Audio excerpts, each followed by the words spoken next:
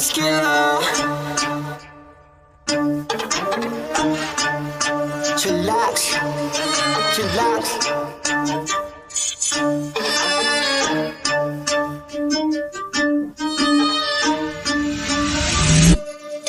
Kapag si Tito Well nag-demo, kitang-kita mura presyo. Lahat kalidad, hindi invento, trabaho pero tao-tao. Bago ilabag dapat kalidad, di lang basta pamato. Lahat detalye makukuha, di lang basta panalo. Kapag si Tito Well nag-demo, kitang-kita mura presyo. Lahat kalidad. So yun mga ka-chillax, eksaktong-sakto, nagbabalik na naman tayo dito sa Pop Cycle. At alam nyo ba mga ka-chillax, meron namang bagong labas na unit, ang brand ng Fido. Ayan, saktong-sakto dito si Sir Angelo na naman. Ayan, sir. Hello mga ka-chillax. Welcome again to our store, Well Iskela and his viewers. Dahil may mga bago tayong Fido e-bikes na ipapakita sa inyo. 2024 models ng Fido brand. So, we'll go over the specs of the two models na bagong dating dito sa amin. Fido C11, which is a commuter e-bike. First time ni Fido maglabas ng malaking gulong na commuter e-bike. And then, may fat tire model silang bago. So, alam naman natin, dati may T1 Pro sila, tsaka M1 Pro, na existing models pa rin, pero may bago silang fat tire na subukan ni Well kanina, mas malaki. 26 inches yung gulong. Oh, 26. And as the name suggests, built like a Titan. That's why it's called the Fido Titan. So, definition ng Titan, malaki, bulky, batak, di ba? Tama. So, kitang-kita sa forma ni Titan. Ganon na ganon. Kaya nga. So, unahin natin, Well, si C11. C11.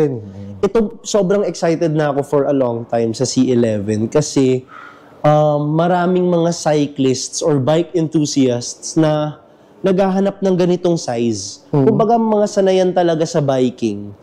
They usually prefer big bicycles pag sanay na sila, di ba? So ito, step-through frame siya.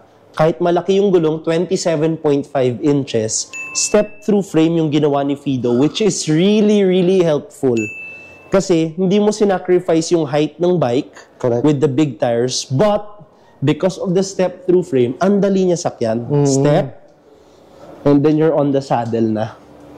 Ganyan. So, advantage to para sa mga even shorter people who prefer a big bicycle. Big bike. Yung step-through frame. Another advantage ng step-through frame para sa mga lady riders natin na nakadress. Tama. Diba? Ayaw mo yung gaganon. Yun, yung pagsasakay ng bike. So ito, magsistep ka lang. Step through. Tapos upo. Goods ka na. You're on the bike already. So, ano ang top speed? Mga basic questions about e-bikes. Ano ang top speed? Ano ang range? Ano ang load capacity? Correct. Okay? So, si C11, unang-una comes in two colors. This white one. And this napakaganda, Well. Hindi na namin binaba, guys. But itong green. Very unique. Saka makakita ng ganyang klaseng green na bike, di ba? May lalabas si Fido. Kay Fido C11 lang. Fido C11. Ano masasabi mo, Well, sa kulay? Ang ganda ng labas ng Fido ngayon. Okay, so yun. Ang maganda rin sa C11, sabi nga ni Jim Well, yung isang staff namin dito, sabi niya, sir, mukhang Japanese bike. Yes. Yung resemblance niya, it looks like those classic Japanese bikes. So yun yung maganda. It looks like naka-normal bike ka sa kalsada. When you're gonna join cycling groups, mga grupo ng mga cyclists, bikers, it looks like you belong sa kanila kasi kung hindi ka marunong tumingin, hindi mo akalaing e-bike to sa forma niya. Mukha siyang normal bicycle. Yes. But, it is a full electric bike na may detachable battery dito. Yun. Flick lang natin yung keywell, matatanggal na natin si battery. Yes. So, sa office, apartment, condo, gusto nyo ito i-park sa designated parking ng mga bikes, ng mga daily destination nyo, iwan nyo to, pwedeng dala nyo si battery to recharge. Although, yung range nito, so dun tayo sa range ng battery na to, isang charge, 115 kilometers. Wow, 115? On pedal assist. On pedal assist. Okay, so pag full electric, mag-range siya sa mga 70. 70 to 60 kilometers. That depends, of course, on your weight, yung cargo, yung dala nyo. So, all the factors na nag-a-affect ng range. Yes. But, sa todong-todong capacity niya on pedal assist, 130 kilometers. And then, you just slide it right back in. Wala nang kung ano-anong hassle pa minsan sa mga e-bike, kung ano-ano pang pipindutin mo, kung ano-ano pang ikutin mo. Ito, pagka-slide mo, Click salpak, that's it. And then here's Very the screen. On na kaagad yan. There you go. Ang maganda dito ngayon sa bagong screen, it shows you the speedometer and the mode you're on. Hindi na siya naka-numbers, mga ka-chillax. So sa mga dating bikes ni Fido, 1, 2, 3. Ito, binigyan na nila ng pangalan yung mode. So eco, Ayun, may nakalagay na normal, ang daming levels actually, mga ka-chillax. Normal Sport, Wow. Turbo, Wow, may turbo na. and Turbo Plus. May Turbo So there's 5 options. So, and of course, the Zero, which means manual. Manual. Kasi ang gaan nito, guys. Totoo, magaan. Napakagaan na Na-try ko nga kanina eh. lightweight commuter bike. So, kung gusto nyo rin pang exercise, dito kayo sa Zero. Kung gusto nyo ma-feel na kuwari kasama nyo sa ride nyo, mga naka-manual bike, hihiritan ka nila ng, uy, manual naman tayo. Eh, dito ka sa Zero, Sa Zero. pwedeng-pwede, guys. Oo. So, pero syempre, bibili ka ng e-bike, gusto mo nga effortless. Kaya nga. That brings us to the throttle mode, guys. So, pipindutin nyo lang to mga ka-chillax. Gagana si motor. Hindi kailangan padyakan.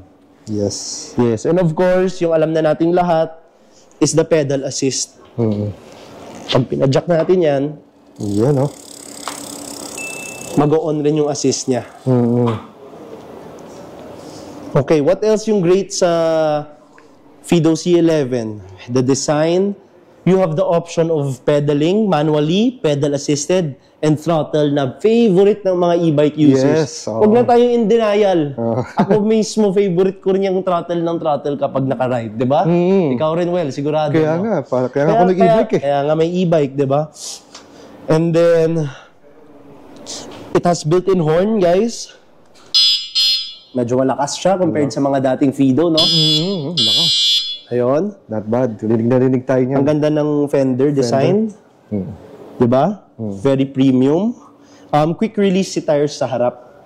So, if gusto nyo isakay sa mga kotse nyo, you can remove the tires para kumasya sa likod ng kotse nyo. And then, yung shifters niya, standard na ginagamit ni Fido, Shimano yan, guys. So, quality brand, up to 6-speed. 6-speed. Yes. Shimano Tourney yata to. Yan. Shimano Tourney. Yes, and then you have a built-in rear rack for cargo space. Correct. Diba? May abang dito mga ka-chillax sa harap. Pwede rin lagyan, no? Pwedeng lagyan ng front basket. So, para siyang pinanipis na T1 Pro.